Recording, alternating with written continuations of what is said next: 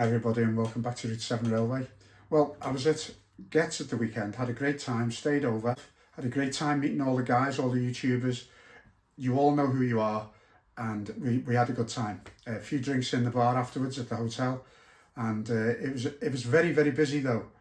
I went up on the bike, got soaking wet going there, no problem, but the weather was great coming back, so that made up for it. Now, the main part of this video is about upgrading old locos, and if you remember on my last video, if you've watched it, but if you haven't, please do, and subscribe.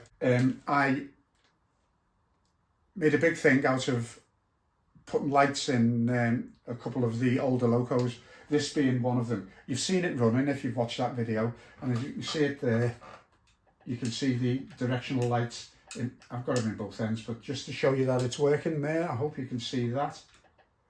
Now what I promised on that video, because I lost the video doing this job, I wanted to show you how it went. I promised that I'd do the same in this one. And this is 40 odd years old, this. It's just got a ring feel motor in it. It was never meant for lights. It's got no fancy bits in it, and I'm going to put lights in that. But I may have bitten off more than I can chew. And it's become more of a challenge because there's no room in it at the front, the way it's moulded, to fit lights, and I'm going to fit lights. So there'll be modifications inside this loco. So let's see how I get on. It's a bit of a challenge. Can it be done? Watch this space. So see you later.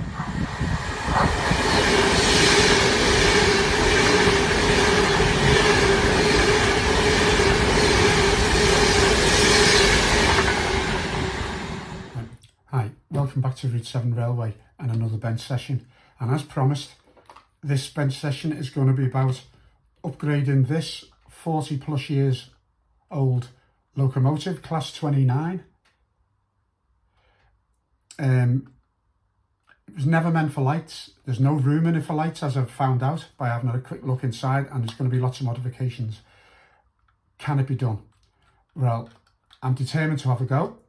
So what we're going to need to do the job on this, let's see, we're going to need my trusty little soldering iron, cutters, drills, very fine drills for drilling out the headlights, holes in the body, and 4 of these bi-colour LEDs, 12 volt bi-colour LEDs. They're excellent things. They look great when they're on, as you can see, you've seen in the others. A couple of other bits, maybe a stick for poking around with, some heat shrink, and this is a little grinding thing. It actually is the right size for just reaming out the holes for the actual lights, tower lights to fit in. I'm going to need some paint, matte paint, to actually paint these lights to stop light bleed into the rest of the loco, and you'll see that as we go along. And the other thing we're going to need is this. We're going to cut the living daylights out the internals of this loco in order to get these lights to fit, because as you'll see, it's very tight for space in the appropriate position. The rest of it's empty, so this is coming in handy. So let's crack on. Right, so here's the body off. It was a tight fit, but it was a simple fingernail job underneath just to lift it off these lugs. And as you can see, it's the old-fashioned ring feel motor, and also got its power wires. There's nothing in there, nothing fancy at all. Okay, let's have a look at the body. So the first stage in the preparation of this body is to drill out the lights. There, you can just see the mouldings there. I'll zoom in when I come to edit this. And then what I've done, on this side, I've put the very fine drill in first, just to start me off. So I've drilled through with that. Then I've gone through with the slightly bigger drill. I think this is 1.5 mil into there.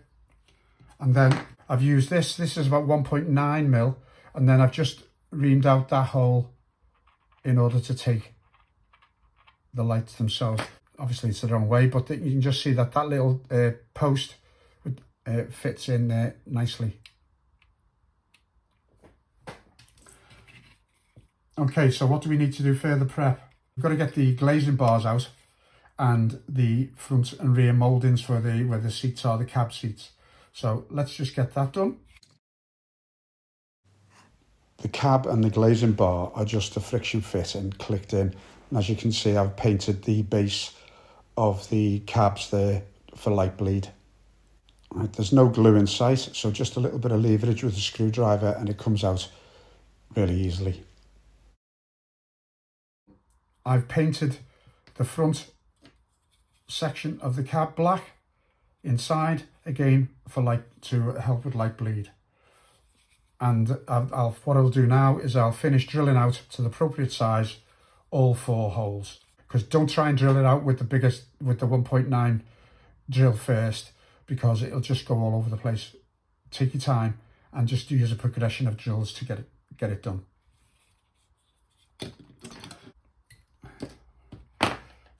I didn't realise the lack of space until after I'd promised to do this, but I've turned it into a challenge and I'm determined to make this work.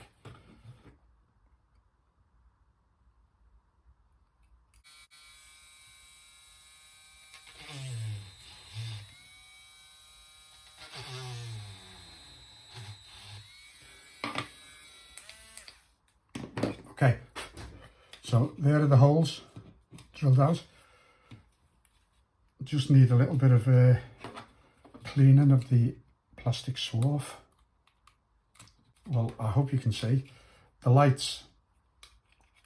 These lights are going to go like so, and you just push them in, but you just then push them back so that they're flush with the front.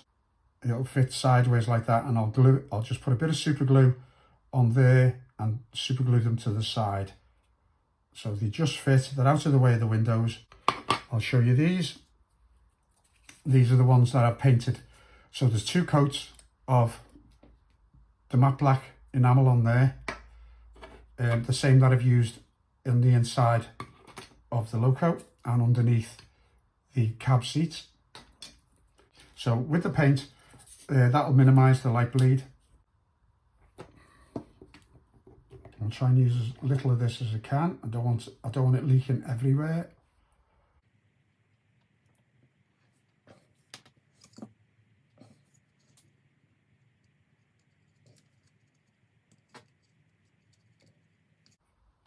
The lights are in.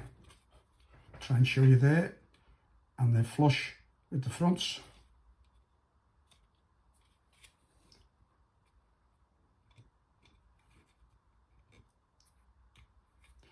Okay, so that's a good start. The next job is getting the glazing bar back in. I made a cock up there, and this is the challenge. I put the 4 lights in before the glazing bar. So what I've done, I've took the 2 lights out at one end and put the glazing bar in. And what I had to do, I had to modify it. If you can just see there, I had to modify the glazing bar and cut that section out to give the light room to sit. As you can see there, it's just sitting in fine. The only thing is you can't get the glazing bar out without taking the lights out. But now I made the cock up there, but I hold my hands up. I've managed to solve the problem. So the lights are back in. Now the cab floor,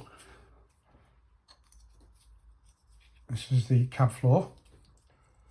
It's got I'll have to bend these terminals up out of the way for now.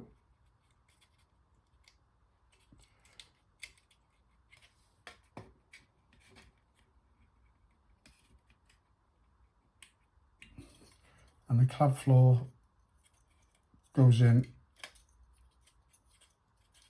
like, there's very little gap down the side there, and it's going to foul on the light. They only go in so far. And what I've had to do, I'll show you. What I've done, I've modified the cab to create space down the side. I've done them both now. And what I'm trying to do is take only as much as I need off and try and leave as much of the structure of the thing as possible, especially these clips here.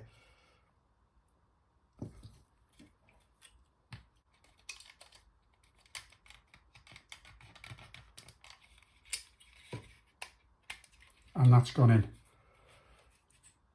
So from the outside, the cab looks just the same, but I've got bigger holes down the side here for the wires. Now, when I come to do the wiring for these, I'm going to have to ensure that these do not touch each other. So I'm going to try and use heat shrink as best I can, and I'll use the black heat shrink over the wires like so, push it down, and that'll keep one from touching the other. So what we've got to do now with these terminals, the positive and negative of the LEDs, is we've got to fix the positives together and the negatives together at each end. I'll try and show you me soldering them together. I'll get them prepared, ready. I'll have to do a little bit of bending. I've crossed the two positives and the two negatives together, and they're going to be soldered now.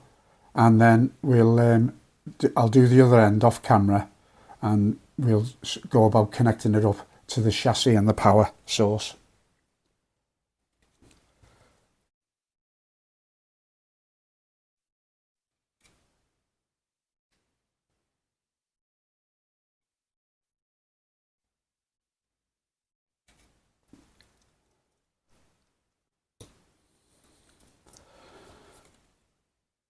Okay, they've gone together nicely, soldered together. Now I'll build up the other end, and we'll carry on from there.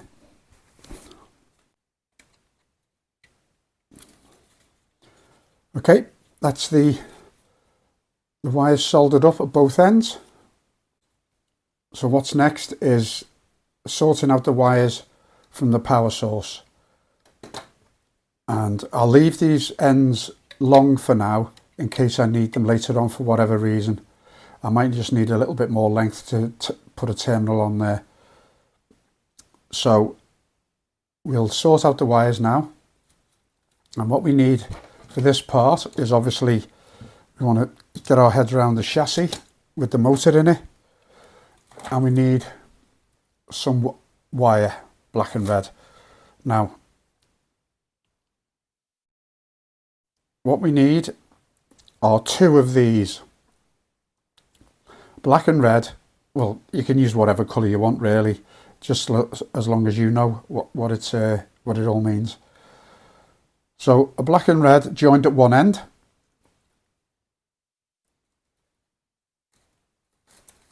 And we need two of them. So two black and red wires joined at one end, and what I've done is I've tinned them, soldered them together.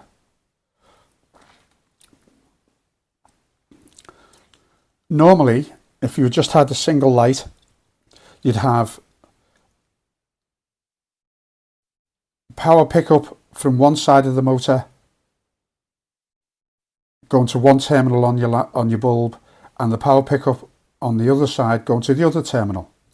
But what we need, so that would be one black wire and one red wire. But what we need is one of each going from each terminal. So a black and a red from both of them. So let's do that.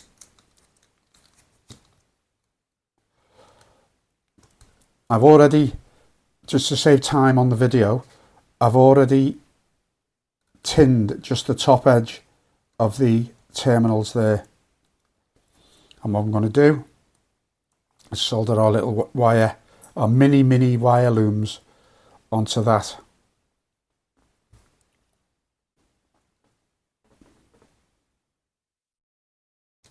So what we've got now is a black and a red from one side, black and a red from the other. So to make these lights work, we need a red from one end to go with the black from the other, and obviously the other way around, red from one end to go with the black at the other. I'm keeping the wires long so that when in the future, if I want to take the body off and do some work on it, I've got some flexibility in bringing the body away from the chassis.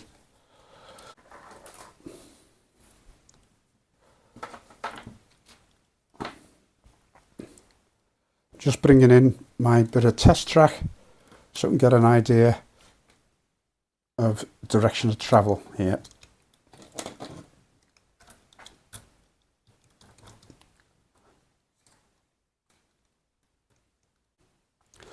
Okay, so determine direction of travel, just to make sure, double check and things like that. That is set to go forward that way. So what I need is, when I connect this up, I need these lights to show red. These, let's see.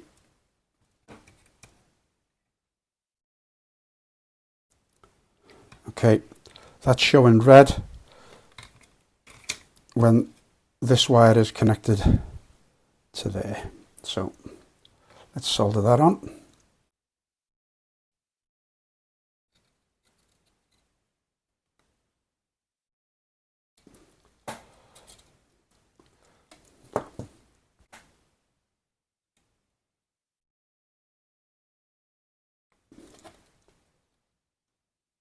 Right, that's on.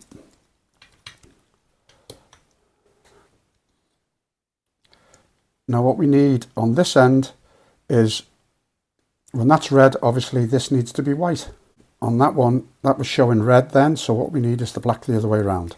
So black to this one.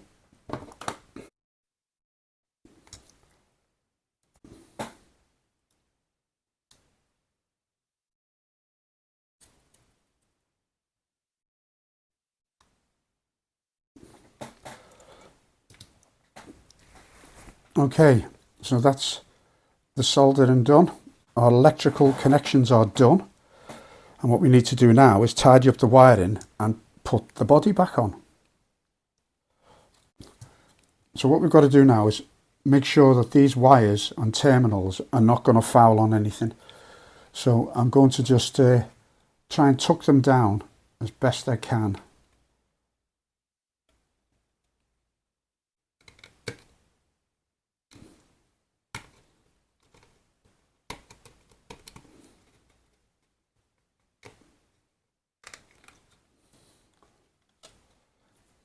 Okay, what I've done, I've pushed these and bent those terminals down so that they're a bit tidier and hopefully give me more space here when I try the body on.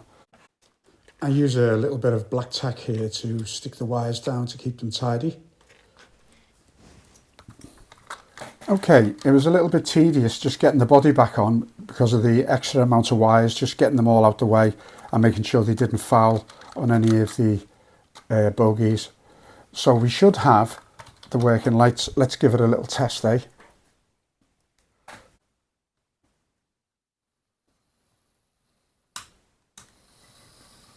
Right, I can see it, but you can't. So let's give you a look. And coming up is a short clip of this loco on the layout, looking really smart with their new lights. And just to prove that the other end works, there we go, red and white.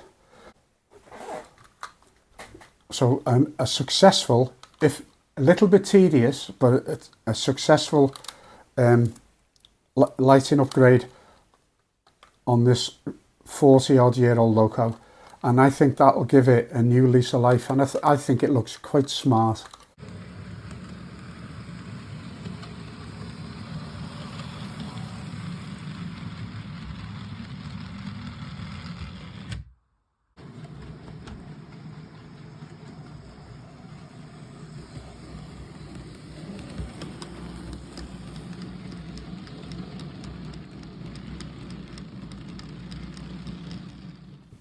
So another successful upgrade. If you enjoyed the video, please like and subscribe, and I'll see you at the next bench session. Ta-ra.